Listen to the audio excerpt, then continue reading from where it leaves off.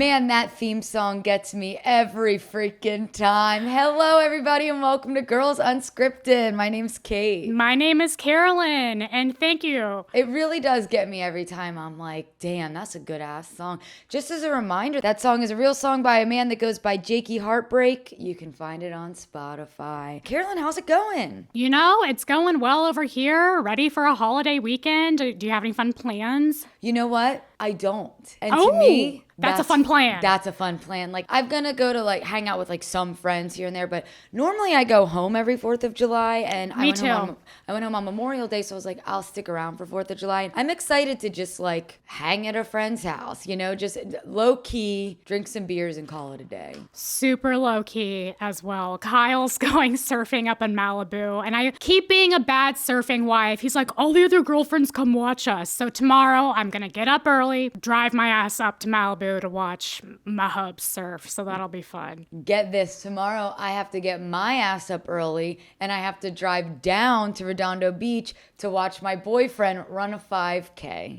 Oh, he's got a race? Yeah, well, it's a 5K. You know, for Dan, he's normally doing like fucking ultra marathons, but he wants to run like a 5-minute mile. Like, he literally is like, yeah, it's just because a 5K is like a little over 3 miles. He's like, yeah, it should only take me like 16 minutes. I'm like, that is how much it takes me to run 1 mile. He wants to run a 5-minute mile, all miles? I think within like a 5-minute and 10-second mile. Like something crazy. That's bananas crazy. Yeah. Did he ran track in college, right? Yeah, he did cross country. Oh, cross country. At South Dakota State. Any South Dakota State Gabbers up in this bitch? I doubt it. I highly doubt it. I hope it. That's awesome. Just a small reminder for everyone that when I was young and in another life, I ran a 5:37 mile. That's actually huge. It was I was. Was it like for gym state, class so. when they had you run the mile? No, it was in track, like the championship. Oh, I didn't realize you ran track. What were like the sports that you did in like when you were younger? I feel like that's not something that gets talked about these days. Basketball, I was famously not good at, and I tried so hard to be good, and it was like the first heartbreak of my life of like not getting varsity in middle school. I played softball. I did volleyball 1 season. I did cross country, track. I did swimming throughout the summers growing up, and then in high school. And then I did like lacrosse camps, but I never did lacrosse. Wow. So I did everything but soccer, really. I never played soccer either. It's the one that like I feel like everyone does. Yeah. I just didn't do. No field hockey. In Tennessee, like that's not a thing. Oh, really? Yeah. And lacrosse had just become a thing when I was there. Lacrosse was like the cool girl sport for sure. Damn, you played a lot of sports. Well, you didn't tell me which ones you were good at. Oh, and tennis. I was good at tennis, running. I was always the best at running. Yeah. And when I was younger, swimming too. And you don't like run at all anymore, right? I know. Well, that's sadly I can't I really didn't run think you anymore could. at all. Damn. But you know what's even sadder is, and we'll probably end up cutting a lot of this out if it's just boring about me, but my voice might sound a little crackly today because I'm back in Groundlings, which if you don't know is a comedy school in Los Angeles. I went through the program 7 years ago. So I'm relearning all the thing. And it's just to like re-stretch those muscles of creativity that I haven't touched on in a long time. But man, I forgot how much of it is using your voice. And like yesterday, it was just scream day. I mean, it was like taking everything to a 10, more emotion. And whether it's crying or laughing or being a giant, like you just had to like do all these things. And my voice by the end was fried. Your vocal cords are like, bitch, what are you putting us through again? I know. I knew it would be a problem. I didn't think it would be this much of a problem. So I'm going to have to talk to my teacher about it next week. Carolyn, you're probably so tired of talking about yourself or just tired of talking in general, but you have to make this big announcement that you told me before the pod. And I was like, you have to say it early on in the pod because it's really exciting. So take it away. Gabbers, we have an announcement, and this is more important than what sports I played and my comedy school. This is bigger than both of those things combined. The Girls Unscripted universe is expanding. expanding, we're growing, we are thriving, and we're bringing on more shows and more people. That being said, we are launching our newest season starting next week of Bachelor in Paradise. Woo! So I am bringing in Grace Douglas. We've talked about her on the pod. She's one of my best friends. She's my maid of honor, but she's also an unscripted producer and knows all these unscripted producers in that space. We have plenty of resources to interview people that worked on the show. I mean, there's just so much cool stuff that she comes with, and she's the biggest character you'll ever meet in your life. I'm actually curious how this will go. Genuinely so excited. Also because I don't watch Bachelor in Paradise, but I am like interested in it. Like, one, I'm really excited to listen to this podcast with you and Grace. Like, I will be tuning in every week. But two, you guys are best friends, and Grace is so funny that I think this is going to be really fun. And Gabbers, I think it's going to be really cool for you guys to meet someone new in the Girls Unscripted world. Grace is also always like commenting on all our Instagrams and stuff. So I think this is like the absolutely like most perfect idea. I'm so excited. She's a Gabber. She's been wanting to podcast for a long time. She used to have a blog called The Final Rose Tonight. Following The Bachelor, we have had bachelor parties at her house every week for the past 7 years. I mean, she's the connoisseur of connoisseurs. Did you hear, Carolyn, that they're actually, I don't know if this is like official or not, but I think they're recasting the Golden Bachelor guy already. Who was it supposed to be? I believe his name was Mel Owens, and he was a football player. He was not on any of the Golden Bachelorettes. And I think people were already kind of upset by that, of like, why didn't we cast any of the guys that didn't get picked? Yeah. So, I mean, this guy he's hot, but apparently he just did a podcast interview, and I don't have all the details.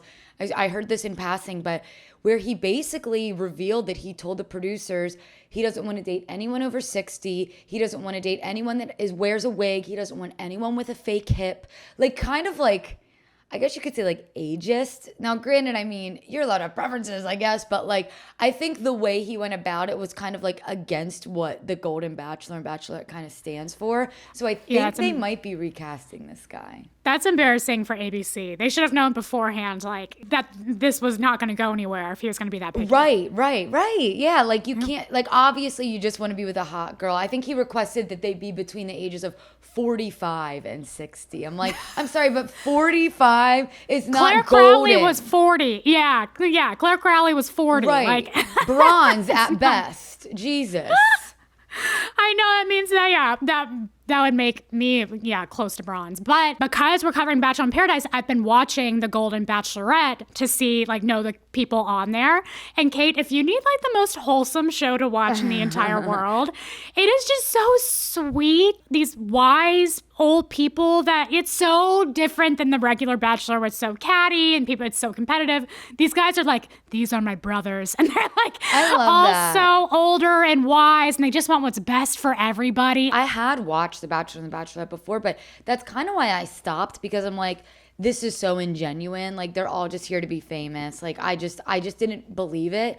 But that I would believe. Like, older people don't really go on shows like that to get fucking brand deals. You know what I'm saying? So, oh no, these guys are hurting their hips. They're getting, like, it is every stereotype you can think of. It's there. It's hilarious. You know what? I just yesterday, Dan and I were talking about, like, crazy shit we wouldn't do. And I was saying how I would never jump out of an airplane, but if it was something like on the challenge where I had to do it to get to the final, I would do it and just close my eyes or whatever. And then that opened up a can of worms of me talking about skydiving fails on reality shows. And do you remember the Matt James, Rachel Kirkconnell skydive where she literally basically plummeted to her death? Yes, I do. And I remember him chasing after her like, Rachel! Yeah, so we watched the clip last night and I was like, holy shit, like, that's really scary. We watched that one, and we watched Jordan falling to his death on the challenge.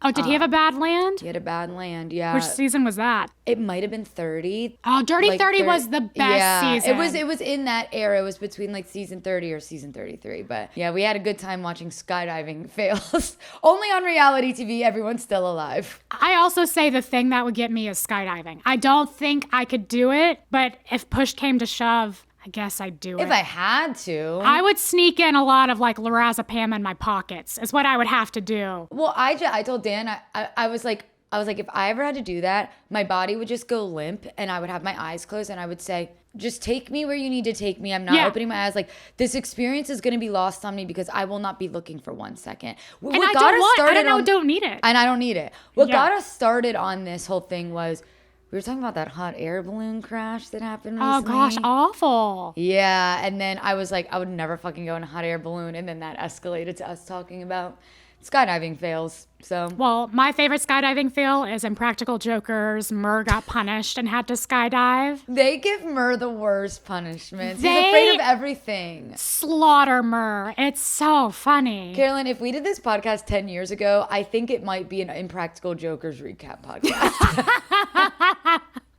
I think it would be me forcing you to do it because I'm so obsessed with them. I also love the Impractical Jokers. Okay, thank God someone's on my side. You know when I'm pretty sure you were in Vegas with me this time. When he was there. I was jealous that you got to see them and I wasn't there. Oh, man, so good. Anyways, wow. Okay, yes. Other quick reality TV recaps that don't have to do with the Valley. Secret Lives of Mormon Wives reunion. Whoa, wowzers. It was a good mixture of like, oh, that's kind of interesting and surprising. And then also, like, why the fuck are we even bringing this up if you guys can't talk about it because it's in the 3rd season? Like, the whole Jesse and Marciano thing, like, it was like, well, I can't really talk about it. You'll have to wait and see season 3. It's like, then why bring it up? Like, what a waste of time. Like, they obviously brought it up just so they could put it in the trailer to make it seem like they were going to talk about it. Oh, I think they had to bring it up because it was the elephant in the room, and it'd be weird if he didn't bring it up. Like, hey, we're going to have a whole reunion, and I'm not going to mention the biggest bomb drop that happened at the end of the season. I also thought it was weird that they kept Jen and Zack backstage basically the whole time. It's like, they were pretty much involved. Like, most of the reunion had to do with Demi being a shitty friend and a lot of the Vanderpump Villa stuff. So it's like they brought up the Vanderpump Villa stuff, but then had to bring it back up again at the end when they finally brought Jen and Zack out to the stage. I don't know. I just was like, just keep them out there the whole time. It's fine. I know. I think it was like is she back here? I don't know. I think they tried to make it dramatic. It was so dramatic. I also felt like Nick Viall was really coming after Whitney. Yes, there was one moment when I almost felt bad for Whitney from something he said. He said something that I was like, well, she is. I'm not like the biggest Whitney fan. I'm also not the biggest Whitney hater. I'm pretty indifferent, to be honest with you. But I did feel like kind of icky watching him like constantly being like, well, do you think you've held yourself accountable? And to the point where she kind of was like, I feel like you're really like coming at me like pretty hard. And then if you think about it, Whitney is the only one that has not gone on Biofiles. So I don't know if he never asked her or what. He's just salty. Like, yeah, or maybe he's salty. I don't know. I just felt like it was weird. I saw a lot of comments online being like, Andy Cohen would never do this. Like, it's so obvious that he just like doesn't like Whitney. Yeah. Besides that, I will say, I thought he did a good job. I mean, he's good at interviewing them. He did a good job. He did a decent job. Yeah. He does a good job at like framing situations for the most part and wording situations for they're not too aggressive or not too like unassuming and still getting an answer out of people. I agree. And it was helpful that he had already interviewed them. They were already comfortable with him. He obviously for once knew about the shit that went down in their show. He was obviously very well versed in that. So I agree. I think he did a good job. I thought the best part of the reunion was really had nothing to do with any of the seasons at all, but Connor's confession about his sexual abuse that he encountered when he was younger and how supportive everyone was and how even though like I think even Michaela said like, you know, I'm not friends with Whitney, but Connor was really supportive to me and reached out to me and how they all just were crying for him and hugging him. It was a really beautiful moment. I bet you this was such a weight lifted for him to be able to talk about it. Yeah, apparently everyone loves Connor. Yeah. Like that, apparently that's the theme is like everyone thinks Connor's great. They're not so tight with Whitney. But like Connor's cool. Yeah, for him to call Michaela, he didn't have to do that. Yeah. He did not have to do that. But I mean, it's really impactful that he did. Yeah, and now we know. I also think that one of the bigger, juicier parts was when Jen and Zack played that voice recording of Demi's phone call to them. Demi.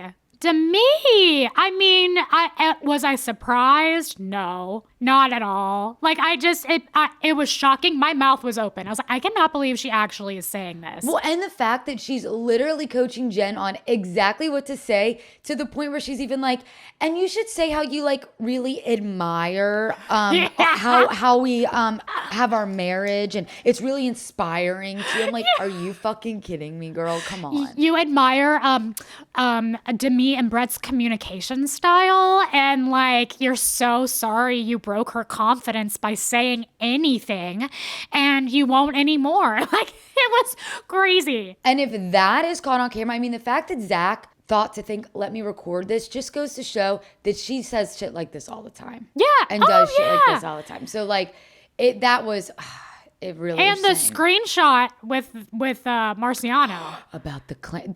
Okay, here's the thing. I wouldn't say that necessarily is cheating, but oh my God, is that flirty texting of him being like, okay, so Demi doesn't swallow, got it. And she's like, tee-hee-hee, hate you. Like sending him like eggplant and water and clam emojis. Like, what the fuck? Yeah. Inappropriate. Yeah. I'm curious what Brett had to say about that. I'm sure Demi's like, Brett knows everything. He knows that I'm a flirty person, and that just is just like my communication style or something. She justifies everything. Sure, Jan. Sure, Jan. And then I'm excited to see Jen and Whitney on Dancing with the Stars. Me too. I really don't know who will come out on top. I have a feeling Whitney will just be inherently better at it because she was a dancer. Yeah, she's going to take it so seriously. Also, Jen is going to be postpartum, and like that must be hard. Yeah, she like just had her little baby. Yeah, I think she did like a day or two ago from when we're recording this. Yeah, so she's got to bounce back quickly. It really is crazy that Demi wasn't at the reunion though. Like you would think they would be like, you know what, let's wait on a day where you can go. I think they made the most of it, where like it was good that they had Nick like interview her with some of the questions that he was asking the other girls, but it was kind of like, what's the fucking point? We're spending this whole reunion talking about someone that's not even here. Were those flashbacks of a separate interview or just the interview he did with her? I think he podcast? did a specific reunion interview with her. Okay. To make it I wasn't line sure if up we'd already with the know. reunion. Yeah, that makes Which was sense. smart of them to do, but Yeah, damn. Anywhoomst. Talk about life achievements like babies and engagements. That was really good. Yeah, I tried to be subtle. Did it work? That was amazing. It was a kind of a good episode this week, actually. Well, Jax wasn't on the screen. Exactly. Exactly. I actually even have that in my notes. Let's talk about The Valley, Season 2, Episode 12, Will You Maui Me? That sounds like a title you would come up with. Yeah, you know what? The titles have been killing it this year. I feel like the titles of the Valley episodes have been so good that mine have just been so basic because I'm like, they already took the good one. It's like we're having to like find a pun within the pun. So it's just harder comedy, you know? Yeah. Thank you for understanding. We start this episode off where they're all out to dinner, and Luke and Kristen are late to dinner because he's upset about his grandma. They're really like building up this whole like, something's off with Luke. Luke's blah, blah, blah, which, I mean, I'm sure he is. They literally went from basically saying goodbye to his grandma to going to Hawaii. Right. The girls are still annoyed with Janet at how she acted at El Coyote, blah, blah, blah. But the biggest thing that happens during this dinner is that Jesse decides to pull Aaron for a chat. So Jesse is upset that Aaron, basically this whole chat, what Jesse starts off by saying is that he's upset that Aaron posted photos with Isabella on Father's Day without Jesse's permission. That is kind of weird. Yes, and of course there's so much more context to this. It's like, do they mention it here? How Jesse's like, he picks her up on Father's Day. And Michelle makes it seem like he completely misses Father's Day. But she also said like he had already planned to go to a wedding and he came back on Sunday. So it was like in the morning. So I don't think it was like Jesse still saw her that day, but I totally understand the sensitivity to that content. Totally. And I don't remember if this was on Father's Day or not, but I remember Michelle posting a lot of photos of Aaron with Isabella like swimming in a pool, and me even thinking like, this is kind of a lot. Same. And if we as fans are thinking it, like, whoa, watch out for Jesse Lally, check on him. But Aaron agrees with Jesse, and he's like, no, you're right. I didn't think of it that way, and that's why I took it down. So he did take those photos down, but I mean, the damage was already done. He had already posted them. Who am I? For those wondering that aren't watching, Carolyn just opened her eyes as wide as she could. That dude does have some, it's like you can see the white around his pupils, top and bottom. It is crazy and a bit unfortunate. It's so intense. Then Jesse finally asks Aaron the $1 million question. Did you cross a line with Michelle while we were married? And the answer was exactly what we had predicted. No. We had seen her. I'd seen her. I invited her to a couple things, but no, nothing crossing any lines. He said, we texted here and there. We got coffee. She bought honey from me, but nothing more than that. Carolyn, I'm going to say something right now. I don't believe it. Same. You don't either? Okay. I don't either. I agree with you. I think it's bullshit. But I also think I don't know if it matters at this point. Same here. Exactly that. I don't believe it. I do think something happened, but also, who cares? They're not going to admit to it. Jesse and Michelle had a horrible marriage. I'm sure Jesse was off doing God knows what. I'm not accusing Jesse of cheating, but I could accuse him of being an absentee husband. It's like, it's semantics at this point. Totally. I felt the same thing. I was like, I don't believe this, but I also need Jesse to move on from this. I do think the way that Aaron answered the question did kind of seem like a premeditated answer. Like him and Michelle were like, if he asks you this, this is what you say on camera. Like, because obviously Michelle's not going to want to admit to this on camera either. So it's like kind of a waste of my time as a viewer. Like, we're never going to know the truth. This is going to be a revolving question and answer for the rest of our lives. So we don't need to see it every time. Totally. Also, Michelle, if I were Michelle, I'd be like, bitch, Jesse, what the fuck do I owe you? I don't owe you anything. Like, we're divorced. You were a bad husband. I'm out. I do like, though, that Jesse had this conversation with Aaron, addressed the elephant in the room early on in the trip, so that the guys could all just be cool and have fun with each other. Kate, my toxic trait is that I would date Jesse Lally. Yeah, my mom actually texted me and was like, I love that we're seeing Jesse's softer side. It would be toxic. It'd be horrible. I'd be traumatized, but I love his intensity. Kyle's intense. My husband's super intense. So all the craziness, I kind of think is fun. I do think he's funny. I think he's funny sometimes. Here's the thing about Jesse. He is captivating in the sense that he's super outgoing. He's super obviously communicative. I also kind of enjoy his intensity he makes for good TV. My issue, though, is that I think he knows exactly how to play up the camera. Yeah. And I think he knows exactly how to manipulate the audience. That's what I'm saying. It's my toxic trait because he would be able to manipulate girls like me into thinking he's the big cheese, and I would be all over it. Well, and that's exactly what he's doing. You know how my mom's texting me I love that we're really seeing Jesse's softer side. I'm like, yeah, exactly. That's what he wants us to see. He's doing. I think that how Jesse acts on camera is very different than how Jesse acts off camera, and he's really good at what he does. And let us not forget, he's best friends with Jax Taylor. So this guy sucks, but it is a toxic trait where even me watching, I am like the scene where we'll get to it, but he's getting the flowers. Yes, where he's ordering the flowers. I was like, wow, that's actually so cute. I was lolling. And I was like, this is so something my husband would do too. Well, let's get everything there ever is and ever was and get it into this hotel room. Just so intense. He's a grand guy. But I did appreciate that he had the conversation. And then later on in the episode, it does seem like him and Aaron are okay, which I have some thoughts about that, but we'll get to it. Was it within the beginning of the episode that we saw the footage of Luke crashing out in his underwear? No, that is... I think it happened within all this. It happens in this next scene where with Danny and Nia. So it is in the beginning of the episode. Well, I just found it so interesting that we have seen these two clips of Luke in particular, of him saying, "That's all I want from you, Kristen," and running outside in a hotel in his underwear. And we thought it was going to be this big blow up thing. And it's almost put in as a comedic afterthought of Luke, you're in your underwear. Right. That's all it was. And that just goes back to our point of the trailer for this looked a lot more intense than it actually was. I'm really glad you say that because I was a little confused when they showed So basically they're talking about how like Danny was making it seem like Luke was having this big mental breakdown, and then the only footage they showed was him snorting wasabi, walking down the hallway in his boxers, and a scene where he's fighting with Kristen. I was like, why does that scene where he's fighting with Kristen look so familiar? I thought they pulled something from season 1 to try to pull a fast one on us.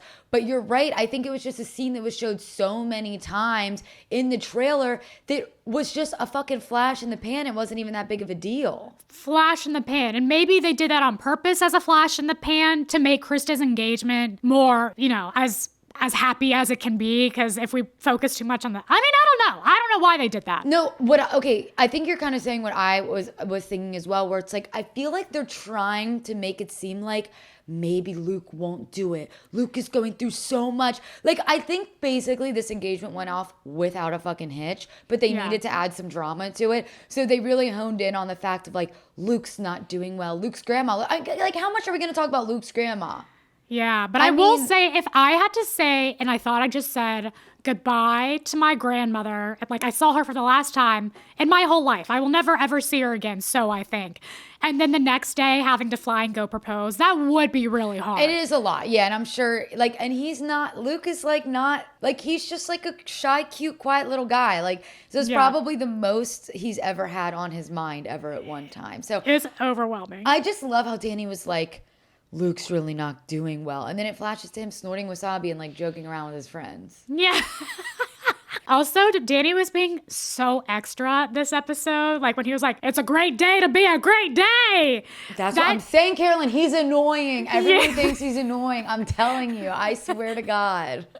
And it reminds me again, I need to start talking about it, but my husband, senior year of college, he had this saying, and I texted him for it. Kyle, a senior year, his phrase was, best day of the year, every day of the year. And he would I actually love that. And he would go crazy and like all that stuff. I was like, oh my God, they are similar in that regard. See, when Kyle does it, I don't think it's annoying. Yeah, thank you for that. Yeah. Thank you. But it can be. Then we go down to the pool. Aaron is chilling with all the girls. They're still rehashing El Coyote. And then Janet brings up Jenna. Again, saying Kristen is purposely bringing Jenna around, basically it seems like Janet's trying to stir shit up between Michelle and Aaron, like to get them to like be mad at Kristen. Like, don't you see? She's like purposely bringing Jenna around to like make it awkward for you guys, to make it weird. Whereas Michelle doesn't even give a shit. Michelle has a quote, and I wrote it down. She says, I just want to be in the pool with my hot boyfriend and have fun. But my friends keep bringing up a girl that he once hooked up with.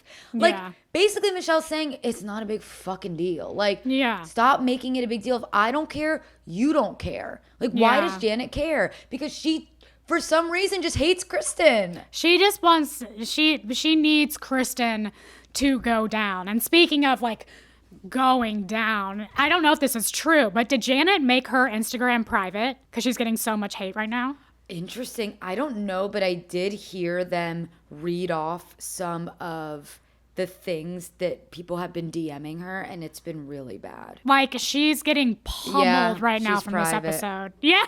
Like, things are going poorly for Janet right now. That kind of makes me sad. I know. It does make me sad. And also... reevaluate. Yeah, reevaluate. But also, in the after show, they do a flashback of Kristen re-meeting Jenna and saying, oh, I know you. Don't you know Aaron? And this was before she invited her to the party. So Kristen was involved. They show that in the episode too, of her being like, "Oh, you're Oh, that was in the episode. You're Aaron. Oh no, yeah, re-meeting Aaron. Yeah, saying like, you're Jenna's friend, aren't you?" It's like, and I'm sorry, that just sounded. Kirsten's not a good actress, and that just sounded so fake to me. Yeah. So I do think she was involved. Yeah. Yeah, but I agree. It is what it is. Then we see Zack and Benji prepping for the post-proposal celebrations. They got shirts made, and they discuss how they don't really want to give Janet and Jason the shirts, which I appreciate that. I appreciate that Zach's a good enough friend to just be like, to put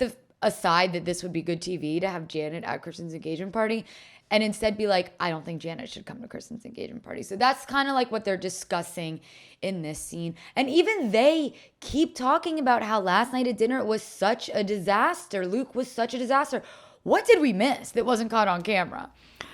I don't know. But if we had seen more of that quick flashback, I mean, it is It's like, it was such a brief flashback of like, was he running around the hotel in his underwear having a mental breakdown like that? I would understand that. To me, that scene seemed like they needed ice for their room. And Luke was like, oh, I'll just run out and grab ice real fast. And Kristen's like, Luke, you're in your underwear. Like, it's really not that big of a deal. Like, he wasn't like storming off. He was just walking down the hallway. Oh, I took it as he was storming off and like crashing up. But you're so right. Maybe that's just what they wanted me to think. If Luke was crashing out the night before he's going to propose to Kristen, we would have seen a lot more than 3 seconds of it. That's all I'm saying. But he did yell at her, like, I just want you to, like, resonate with me, or whatever he said. Yeah, I know. Why didn't like, we see there's got to be that? more around that. Like, that wasn't an isolated thing. No, so I I'm just, agree. I don't know what all we missed, but he seemed down for sure. But then they start getting ready for the boat, and Kristen like is refusing to take a shower. She doesn't want to shower. She doesn't want to dress up. She keeps saying like, I'm just going to be on some gross boat with some fish guts on it. Luke trying to get Kristen to shower is like a parent trying to get their toddler to take a bath. Like, he's just like, it's like so cute, him like trying his best to convince her, like, you're going to want to shower, Kristen. Yeah. In the after show, they talked more about this too. He had to call Nia.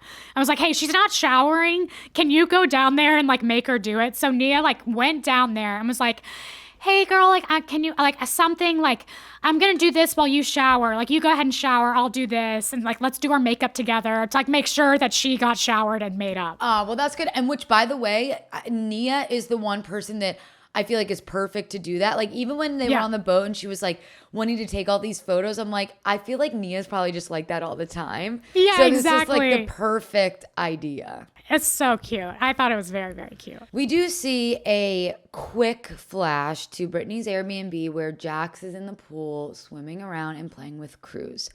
My note here is cute.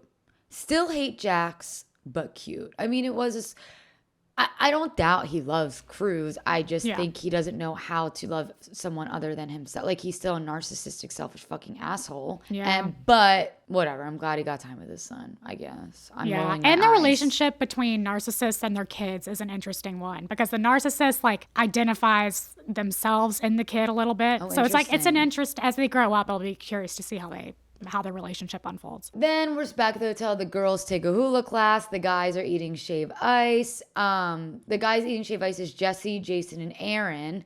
Jesse says he feels like since Isabella loves Aaron, he needs to respect that and like be friendly with Aaron.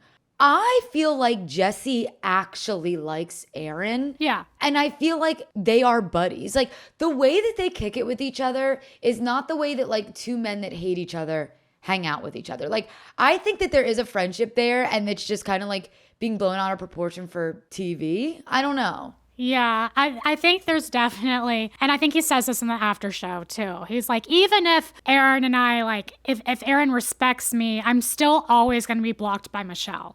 Because if I'm asking Aaron to do something, he's not going to be like, no, Michelle, but Jesse and I are bros, so I'm going to choose him over you. Oh, God, see, I can't, they're like, just one in my brain. I know, it's okay, as long as we're but recapping it's it all. So true. I mean, at the end of the day, you are like blocked by that. But I do think it's funny. He gave a jab at Jesse here of like, and then you broke up and then we got together, you know? Well, and seeing like, Jesse there's take something it. in me that thinks that they were all friends with Aaron beforehand. Like, I think Jesse was also friends with Aaron while he was married to Michelle. Like, this isn't two guys that just met, you know? Like, I just feel like the way that they're kind of like fucking with each other and like how Aaron was even like, so he's still playing hockey? Like, obviously he knows stuff about Jesse. Like, I do think there was a prior relationship, but they're trying to make it seem like they don't really like each other to kind of like up the drama. I don't think Jesse wants to admit that he actually likes Michelle's new boyfriend. Yeah. Or Aaron doesn't want to admit that he actually likes Michelle's ex-husband. Yes, exactly. I mean, I think it's good that they can get along. And I think he does want to get along for the sake of Isabella, which is nice.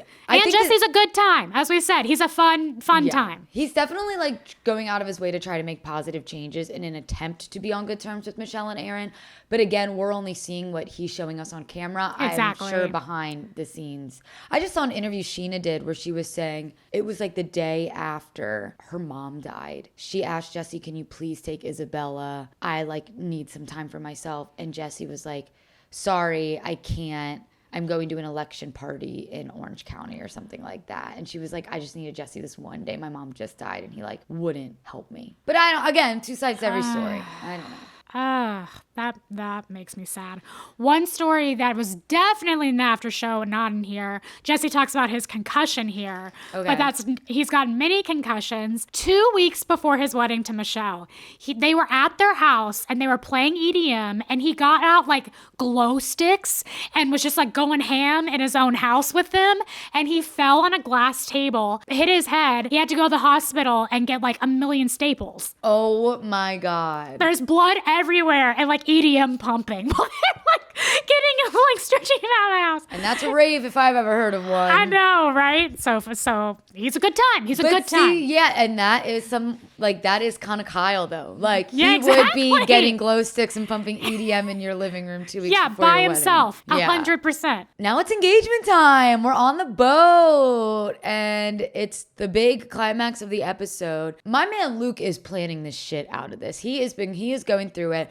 Danny and Nia are so into it. I do feel like they were like the best people he could have ever possibly asked to help him out with this. Nia is like trying to get Kristen to feel pretty, take photos with Kristen, and Kristen is just so not about it. Kristen is like, this boat is disgusting. It's so fucking hot. I feel so ugly. Like it was like, Kristen was just not having it. I felt for her because you know that there are those times where you just don't feel like you look good. You don't want pictures taken of you right now. You don't want this going, like, why are we pushing this? I don't want this to happen. Yeah, even when Nia's like, let's take some photos together, you could tell Kristen's like, fine. Like, she really just like, I don't think she suspected a thing. She didn't. I've never seen her surprised. Yeah. Like, I don't know how they pulled it off, but they really did pull it off. Like she was surprised. And like we said, she's a bad actor. So she's exactly. Like she could not, and like, yeah, her not wanting to shower and the fishy thing and the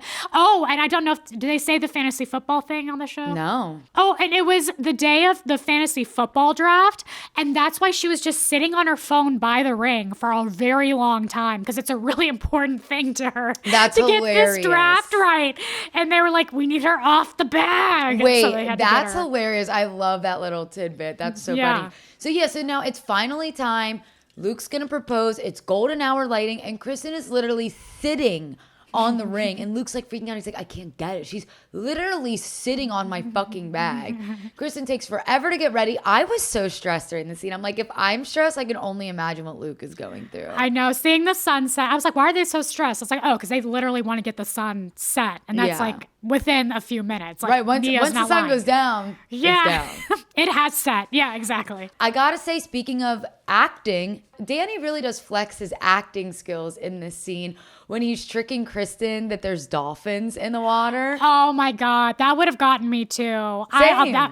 That was genius. I'd be like, where? People forget Kristen is an animal lover. I mean, she's a vegetarian. That's why she like hated that they were fishing. So like that was the perfect thing of like, look, dolphins, and she was so into it. And she was literally swatting Luke away to stop. Like she was just like, okay. So then Luke finally gets on one knee and he starts his like proposal speech, and she still doesn't turn around. Like she's still looking for these fucking dolphins.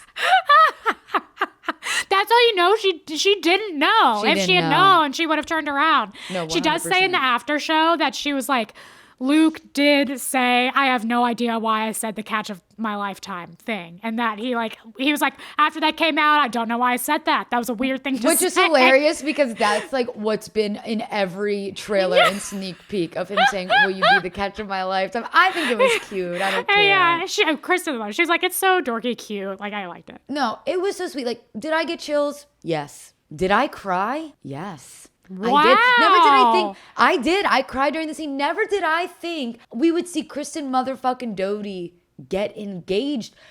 Needless to say, on Bravo. Needless to say, when she's in a good place. She's in a healthy, stable relationship. Like, this is just not how I thought it would ever go down if you would have asked me this, 10 years ago. I just think this is such a cute success story. She's one of those people that I'm like, I was curious who she would end up with, like who her person would be. I had no idea what they would look like or what she needs to be her person.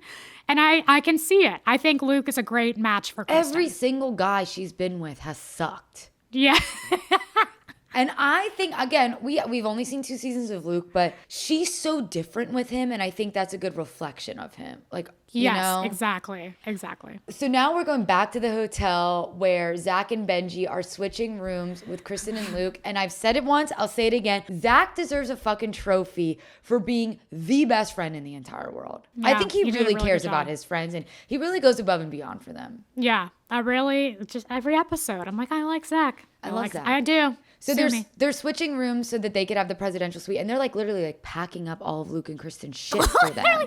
They did not touch a damn thing beforehand. Like, damn, they had to move everything in every little crevice. Right. So that's when they decide to tell Jesse, hey, by the way, they're getting engaged right now. And Jesse says, Carolyn, I'm with you. I laughed out loud when Jesse's reaction was, well, we need to order 500 white roses and 1,000 hibiscus flowers.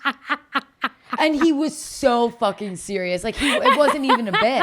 He gets on the phone and he's like, how can I get 1,000 hibiscus flowers? I love how Zach's like, I thought Jesse was poor. Yeah. Like, just, I guess I'll put it on his credit card.